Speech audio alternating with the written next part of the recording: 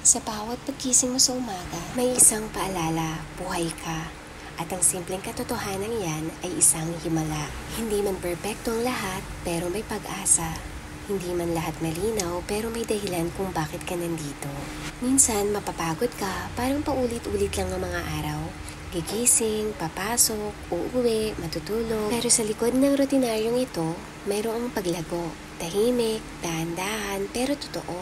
Hindi lahat ng progress ay kailangan malakas ang iingay. Yung iba, tahimik lang, pero malalim ang ugat. Ang totoo, lahat tayo may kanya-kanyang laban. May lungkot na hindi masabi, may pangarap na tila napakalayo. Pero bawat hakbang, kahit maliit, ay hakbang pa rin yan papalapit. Ang mahalaga, hindi ka sumuko.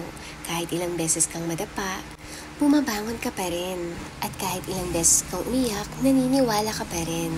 Ang buhay, hindi laging masaya pero lagi kang may choice. Pipiliin mo ba ang galit o kapayapaan? Pipiliin mo ba ang takot o tapang? Pipiliin mo ba ang panghihina o pananalig? Habang may buhay, may pag-asa. Habang humihinga ka pa, may pagkakataon. Para magmahal, para matuto, para magsimula uli. Hindi mo kailangan maging perpekto para maging karapat-dapat. Karapat-dapat ka dahil buhay ka at may layunin ka kahit hindi mo pa ito lubusang naiintindihan. Kaya sa bawat araw, ipaalala mo ito sa sarili mo. Hindi mo kailangan madali ng lahat. Hindi mo kailangan patunayan ng lahat sa iba. Ang mahalaga, patuloy kang humihinga, patuloy kang lumalaban at patuloy kang naniniwala. Sa dulo ng lahat ng ito, ang buhay ay hindi karera. Ito ay isang paglalakbay. At habang may lakas ka pa, gawin mo makabuluhan ng bawat sandali. Sa buhay kasi, parang may mga panahong tila walang katiyakan. Parang dagat na malawak, malalim, minsan kalmado, minsan marahas. Pero kahit anong lakas ng alon, ang bangka ang iyong parang magiging pananampalataya. Ang magdadala sa iyo sa pangpang ng pag-asa. Kaya tayo'y maglayag lang kahit hindi tiyak ang pupuntahan, kahit hindi alam kung anong unos ang sasalubong. Ang mahalaga, handa kang sumubok, handa kang magtiwala, handa kang magpatuloy. Talagang sa bawat layag ay may takot.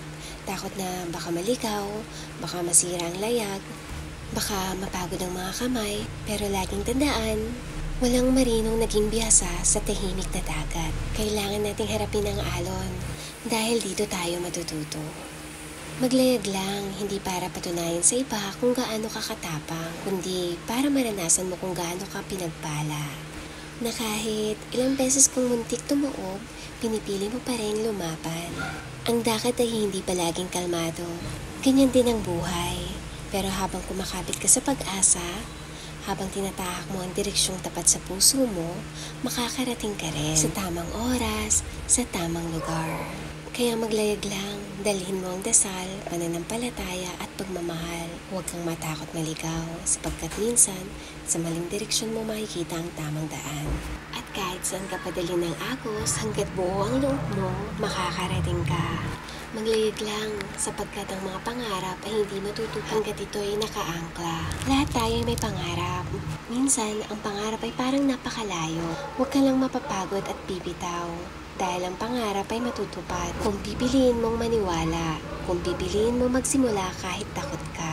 Ang katuparan ng pangarap ay hindi biglaan.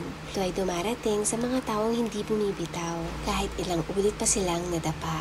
Hindi mo naman kailangan maging pinakamagaling. Ang kailangan mo lang ay puso, tibay ng loob, at pananalig sa proseso. Totoong mapapagod ka, maduduwag ka minsan, naiisip mong sumuko, pero sa gitna ng lahat ng yan, tandaan mo ito, hindi nawawala ang pangarap.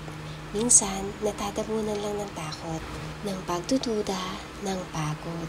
Kaya magpahinga kung kailangan, pero huwag susuko.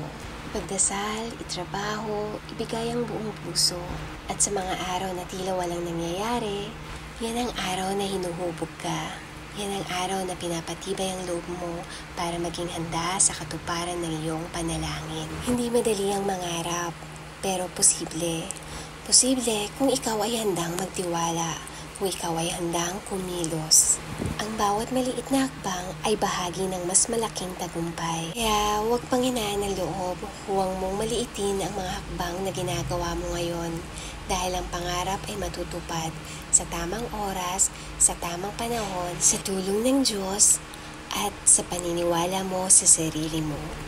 Walang pangarap na masyadong mataas para sa pusong marunong mangarap, magsikap at magtiwala.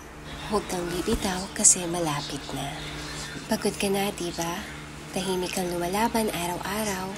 May mga gabing umiiyak ka na lang sa pagod, pero kinabukasan, bumabangon ka pa rin. Hindi alam ng iba kung gaano kahirap ang pinagdadaanan mo. Pero ako, gusto kong sabihin sa'yo na wag kang bibitaw kasi malapit na. Minsan, ang pangarap parang hindi gumagalaw. Paulit-ulit na lang. Pagod ka nang magsimula at mabigo. Pero alam mo ba? Minsan, ang pinakamalaking tagumpay ay dumarating pagkatapos ng pinakamasakit na pagsubok. Yung tipong gusto mo nang sumuko, pero pinipili mo pa rin magpatuloy.